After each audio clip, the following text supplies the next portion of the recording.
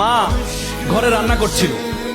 এমন সময় ছেলে এসে মাকে একটা চিরকুট ধরিয়ে দিল, বলল মা তোমাকে একটা বিল দিলাম, বিলটা পরিশোধ করো। মা বললো যাও তো, আমি কাজ করছি। বলছে না মা, তোমাকে একটা বিল দিলাম, বিলটা পরিশোধ করো। মা কাগজটা খোলার পর দেখলো ছেলে লিখেছে যে মা তুমি রান্না করার সময় বিভিন্ন সময় আমাকে বিভিন্ন জিনিস আনতে বলো, এটার জন্য 100 টাকা বিল। তুমি আমাকে গাছে পানি দিতে বলো, এটার জন্য 100 টাকা বিল। তুমি মাঝে মধ্যে দোকানে পাঠাও, এটার জন্য 100 টাকা বিল। মা এটা দেখে দাঁড়ানো অবস্থা থেকে বসে যায়। বসে যাওয়ার পর বাবা তুমি লিখেছো? বলছে মা হ্যাঁ আমি লিখেছি। বাবা তুমি লিখেছো? বলছে মা হ্যাঁ আমি লিখেছি। বললো যে এক কাজ কর, তোমার জন্য আমি একটু নুডলস রান্না করেছি, নুডলসটা তুমি খাও, আর তোমার বিলটা আমি নিয়ে আসতেছি, তুমি একটু ওয়েট করো।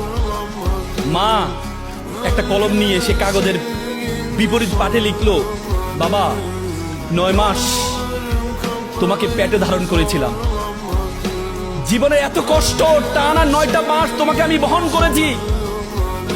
রাতে ইচ্ছে করতো একটু ডান পাশ হই, কিন্তু ডান পাশ হতাম না। আমার বাবুটা যদি পেটে ব্যথা পায় সেজন্য আমি ডান পাশ হতাম না। ইচ্ছা করতো একটু বাম পাশ হই, কিন্তু যে বাবুকে আমি দেখি নাই তার প্রতি আমার এত মহব্বত, আমি বাম পাশ হতাম না যে আমার সন্তানটা যদি ব্যথা পায়। সেটার জন্য তোমার বিল 0 টাকা। তুমি জন্মগ্রহণ করেছিলে, জন্মগ্রহণ করার পর 2টা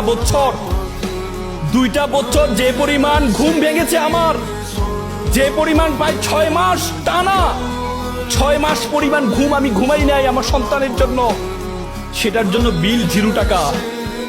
তুমি পিঠা পছন্দ করতা, ওই দিন পিঠা রান্না করেছিলাম তোমার জন্য, পরিবারের সকলে পিঠা খেয়েছে। সর্বশেষ একটি পোড়া পিঠা ছিল, সারাদিন কিছু খাইনি, চিন্তা করেছিলাম পিঠাটা খাবো।